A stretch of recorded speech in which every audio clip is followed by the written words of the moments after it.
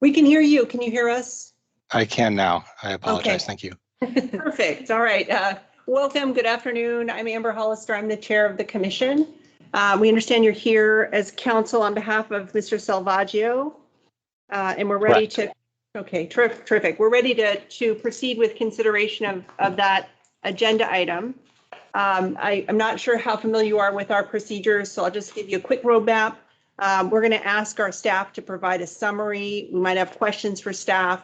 At that point, when those questions are concluded, I'll turn to you and invite you to make your comments. Given the length of the agenda today, we are asking folks to limit their comments to 3 minutes. So I recognize that can be challenging, but thank you for your understanding. Once we hear your comments, we'll move on to make a motion and vote on a motion. The only options before us today are to either dismiss the matter outright or to investigate further. So there is no option of finding an ethics violation today. So with that, I'm going to ask our staff to go ahead and proceed. Great, thank you, Chair Commissioners. This is Investigator Hillary Marietta. Agenda item 44 in your books is a preliminary review report for Michael Salvaggio, a lobbyist for United Food and Commercial Works, or UFCW, Local 555. The complaint alleges that Mr. Salvaggio attempted to influence the vote of Representative Paul Holby by threat of financing opposition to his candidacy.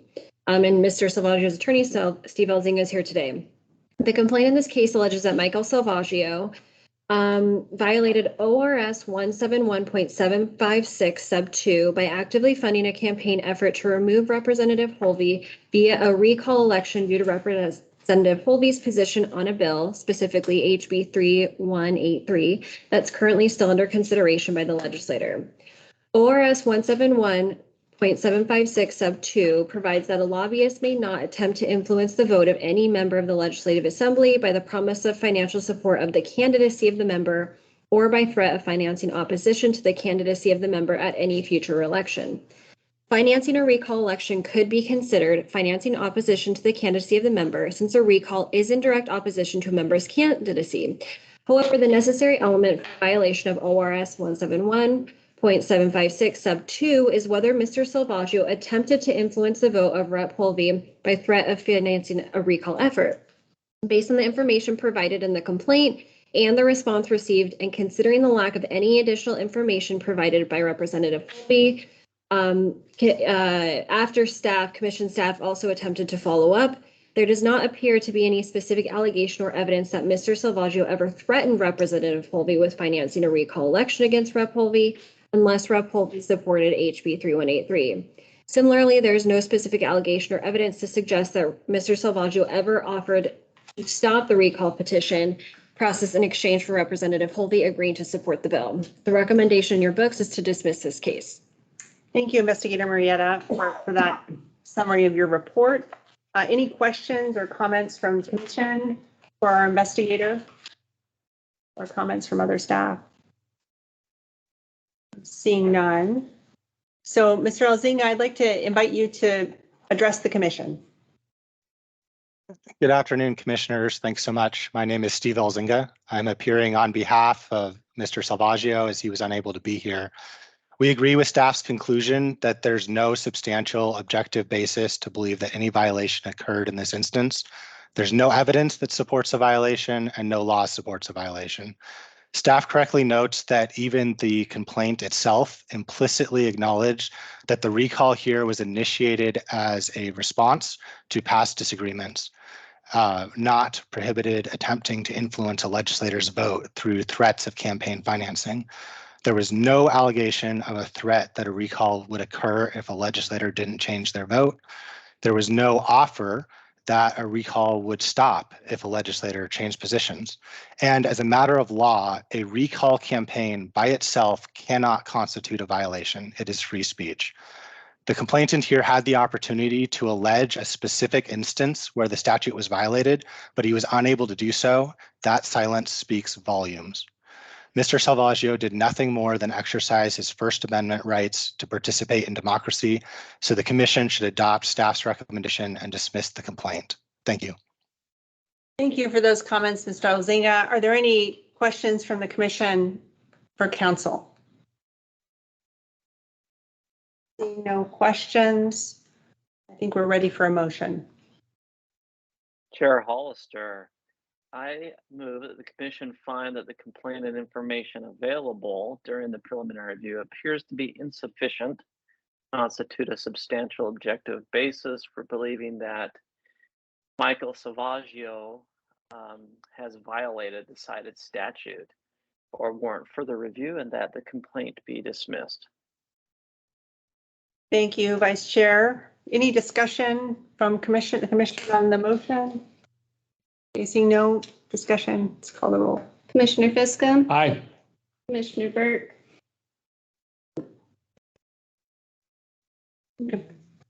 Aye. Thank you. Commissioner Thompson? Aye. Commissioner McCulley? Aye. Commissioner Lindsay? Aye. Commissioner Newell? Aye. Commissioner Mason? Aye. Chair Hollister? Aye. Motion passes 8-0. Thank you. Thank you, Mr. Elzinga. The matter has been dismissed. We appreciate your participation. Have a good day. Thanks so much. Okay. Sarah Bristol. Oh, we got the whole City of So- Grants Pass group. So how are we going to We handle will be this? handling Mr. 49 Rick Riker first. Okay, on his own first. That is correct. Okay. And I'm admitting him now. Did you? You're the only one.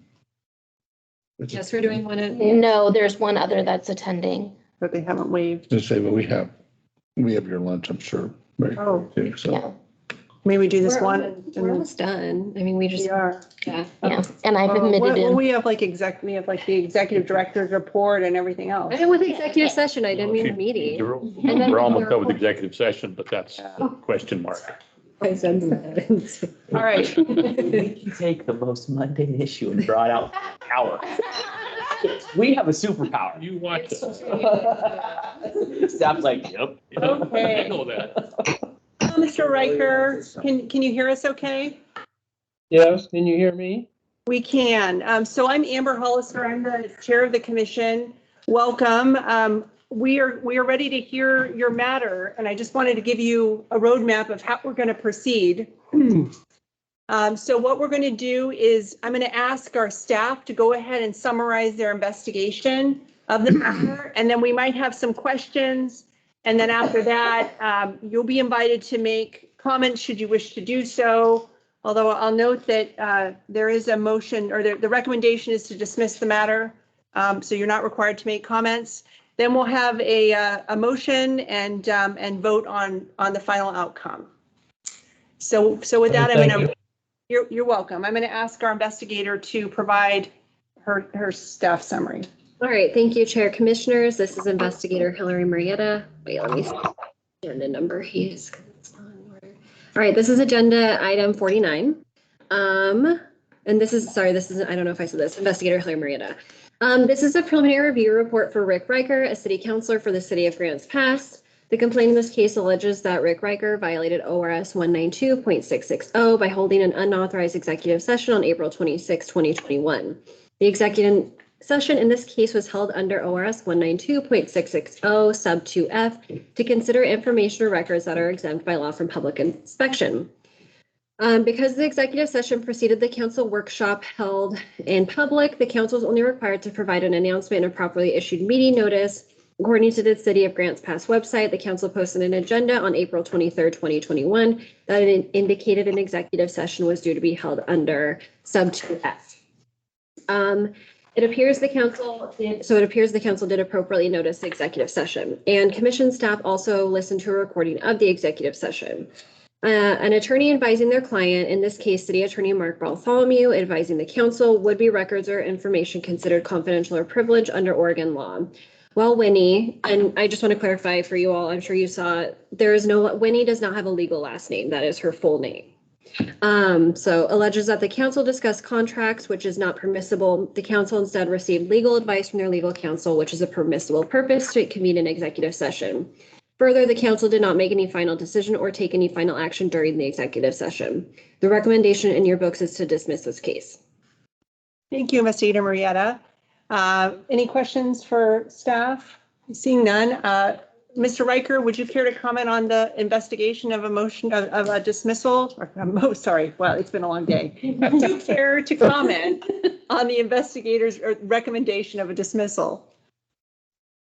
Yes, I feel the dismissal is appropriate because I felt we complied with all the appropriate regulations. Thank you, Mr. Riker. I think we're ready for a motion. Commissioner Lindsay, you're muted. Sorry. I move that the commission find that the complainant information available during preliminary review appears to be insufficient to constitute a substantial objective basis for believing that Rick Riker has violated the cited provisions or warrant further review, and that the complaint be dismissed. Thank you, Commissioner Lindsay. Any discussion on the motion? Seeing none, we're ready to call the roll. Commissioner Lindsay, Aye. Commissioner Newell, Aye. Commissioner Mason, Aye. Commissioner Fiscum, Aye. Commissioner Burt, Commissioner Thompson, Aye. Commissioner McCauley, Aye. Chair Hollister. Aye. Motion passes 8-0. Hey, Mr. Riker, thank you for your time. The matter's been dismissed. Thank you, appreciate it. Bye now. Bye. So folks, do you want to break for lunch? It says not here. Oh, it's yet. not. It's in transit. Okay, we will keep No. charging ahead then. Wait, Chair, Vanessa, respondent for item number 52 was online and now is not. So I would recommend doing items 45, 46, 47, 48, 50, and 51, and 53, who are all not appearing. Okay, let's do it. Come on. I lost track of what you read. I couldn't see it fast. Sorry. No. I've got the Okay. list here, and Sean, I'll prompt you, or Commissioner Lindsay, I will sorry. make this very easy. I need some blood sugar. Staff reports of this. Okay, staff report is the same. Thank you very much. Any discussion on the motion? Or I need some sugar. So staff report is the same. I think we're ready for a motion. And this is agenda item number 45. Okay. I move that the commission dismiss the complaint. Is that sufficient? I believe it is, unless council waves madly at me. Satisfied with that? All right, agenda item number 45, motion to dismiss. Seeing no discussion, I think we're ready to call the roll. Oh, no worries. Commissioner Burt, Commissioner Thompson, Aye. Commissioner McCauley, Aye. Commissioner Lindsay, Aye. Commissioner Newell, Aye. Commissioner Mason, Aye. Commissioner Fiscum, Aye. Chair Hollister. Aye. Motion passes 8-0. Thank you very much. Moving on to agenda item number 46. Assuming the staff report is It the is indeed, same yes. and there is no questions or discussion from the commission, I think we're ready for a motion on agenda item number 46. Chair Hollister, I hereby move that we dismiss the complaint against Brian DeLagrange, item number 46. Thank you. Seeing no discussion, let's call the roll. Commissioner Thompson, Aye. Commissioner McCauley, Aye. Commissioner Lindsay, Aye. Commissioner Newell, Aye. Commissioner Mason, Aye. Commissioner Fiscum, Aye. Commissioner Burt, aye. Commissioner Chair Hollister. Aye. Motion passes 8-0. Great, thank you. Agenda item number 47, assuming the staff report is the same. There's no discussion from the commission. We're ready for a motion on agenda item number 47. Chair Hollister, I hereby move that we dismiss the complaint against Rob Appel, agenda item number 47. Thank you, Vice Chair. Let's call the roll. Commissioner McCauley, Aye. Commissioner Lindsay, Aye. Commissioner Newell, Aye. Commissioner Mason, Aye. Commissioner Fiscum, Aye. Commissioner Burt, aye. Commissioner Thompson, Aye. Chair Hollister. Aye. Motion passes 8-0.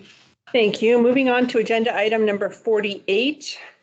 The staff report is the same and there's no discussion, so we're ready for a motion. Chair Hollister, I hereby move that the complaint be dismissed against Valerie Lovelace, agenda item number 48. Thank you, Vice Chair. Let's call the roll. Commissioner Lindsay, Aye. Commissioner Newell. Aye. Commissioner Mason, Aye. Commissioner Fiscom. Aye. Commissioner Burke. Aye. Commissioner Thompson, Aye. Commissioner McCauley, Aye. Chair Hollister. Aye. Motion passes 8-0. Thank you. Moving to agenda item number 50. Staff report is the same and there's no discussion, so we're ready for a motion on agenda item number 50. Chair Hollister, I hereby move that the complaint be dismissed against Dwight Fazer II, agenda item number 50. Thank you. Seeing no discussion, let's call the roll. Commissioner Newell. Aye. Commissioner Mason, Aye. Commissioner Fiscom. Aye. Commissioner Burke. Aye. Commissioner Thompson, Aye. Commissioner McCauley, Aye. Commissioner Lindsay, Aye.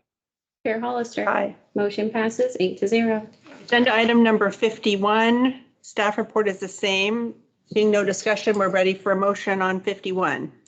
Chair Hollister, I hereby move that the complaint be dismissed against Joel King, agenda item number 51. Thank you, Vice Chair. Let's call the roll. Commissioner Mason, Aye. Commissioner Fiscom. Aye. Commissioner Burke. Aye. Commissioner Thompson, Aye. Commissioner McCauley, Aye. Commissioner Lindsay, Aye. Commissioner Newell, Aye. Chair Hollister. Aye. Motion passes 8-0. Skip ahead to agenda item number 53. Staff reports the same and seeing no discussion, we're ready for a motion on 53. Chair Hollister, I hereby move that we dismiss the complaint against Kurt Collins, agenda item number 53. Thank you, Vice Chair. Let's call the roll. Commissioner Fiscom. Aye. Commissioner Burke. Aye. Commissioner Thompson. Aye. Commissioner McCauley. Aye. Commissioner Lindsay. Aye. Commissioner Newell. Aye. Mason. Aye. Chair Hollister. Aye. Motion passes 8-0. Chair, the respondent for item 52 has not responded to our text to rejoin us online. I think I'm going to go ahead and hear number 52. Staff report, yeah. Same staff report. I see no discussion. Let's have a motion on agenda item number 52. Chair Hollister, I hereby move that we dismiss the complaint against Vanessa Ojar, agenda item number 52. Thank you, Vice Chair. Let's call the roll. Commissioner Mason, Commissioner Mason, Commissioner Fiscom. he just stepped out. I don't think we need his vote. That's true. Commissioner Burke. It's an aye. Commissioner Thompson, Aye. Commissioner McCauley, Aye. Commissioner Lindsay, Aye. Commissioner Newell, Aye. Chair Hollister. Aye. Motion passes 7-0. Thank you. We have one more item on the executive session agenda, so I'm assuming we want to proceed and knock it out. Okay. Yes. All right. Thank you, Chair. And is there anyone attending? Oh, yes, Mr. Sorry. Page. Sorry, you're right. Yeah. We're trying to get a hold of Mr. Page right now. Okay. Yeah, let's do it. We just didn't, you just didn't vote 7-0. Are you okay if we proceed, Chair? So Have just, we given him much of an opportunity to join? Like, Is he really gonna disagree with us? he's not going It's been to. moved to dismissal. Let's just do it. Yeah, let's hear the staff report. Sorry, more sugar. all right. Thank you, Chair. Commissioners, this is Investigator Hillary Marietta. Agenda item 54 in your books is a preliminary review report for Eric Page, a city councilor for the city of Detroit. The complaint in this case alleges that Mr. Page, in his position on Detroit City Council, was faced with a conflict of interest that he failed to publicly announce when he participated in discussion on debate on limiting the number of RVs Detroit property owners may have on their property, when Mr. Page himself owns 2 homes in Detroit. The complaint argues that by Mr. Page participating in the discussion and debate on limiting the number of RVs property owners may park on their property, he is subsequently financially benefiting himself because people looking for rental may then be driven to his house. And he could then also elect to increase costs. Additionally, the complaint alleges that because of this, Mr. Page used his official position for financial gain. Mr. Page owns 2 properties in Detroit, one of which is used exclusively by his family for personal use and another that he rents from 2004 to 2013. Mr. Page's rental property was rented as a short-term vacation home. For the past 10 years, Mr. Page's rental property has been leased on a long-term basis, with the in-laws of Mr. Page's son renting the property for the past 5 years. In this case, the commission could determine that a class consists of all property owners within Detroit, all rental property owners within Detroit, or some other class identified by the commission. To determine whether the class exception applies, the commission would need to determine whether Mr. Page's participation in the city council discussions and debate affected his own interests to the same degree as all other members of the class identified by the commission. If all members of the class are affected to the same degree, then Mr. Page would not have been met with a conflict of interest, and it appears that Mr. Page may be in a class. Finally, it does not appear that Mr. Page used his official position for financial gain. He owns 2 properties, one of which is utilized for personal use, another that he rents to his in-laws. While the complaint asserts that Mr. Page is using his official position for financial gain, there is no indication that Mr. Page has received any financial benefit. While it's possible that putting a limitation on RVs in the city could increase the market value of the home, Mr. Page rents to his in-laws and he can therefore increase rent. He did not participate in drafting the change in code, and the discussion on the code change originated with the Planning Commission as well as with city staff. He took no action to limit or attempt to limit the number of RVs. The recommendation in your books is to dismiss this case. Thank you, Investigator Marietta. Any questions for staff on this one? Seeing any, I think we're ready for a motion. Chair Hollister, I hereby move that we dismiss the complaint against Eric Page, agenda item number 54. Thank you, Vice Chair. Seeing no discussion, let's call the roll. Commissioner Barrett? Aye. Commissioner Thompson? Aye. Commissioner McCulley? Aye. Commissioner Lindsey? Aye. Commissioner Newell? Aye. Commissioner Mason? Aye. Commissioner Fiscum? Aye. Chair Hollister? Aye. Motion passes 8-0. Okay, folks, I think with that, we can conclude our executive session and take a break. Mr. Lindsay? I'm sorry, did we resolve agenda item 32? Did I just miss in my notes? Yeah, that was the very first one. That was the consent Okay. agenda item, so we did. Great question. Okay. Don't let me leave executive session without finishing everything. Nope. All right, so folks, I think we're gonna go, we're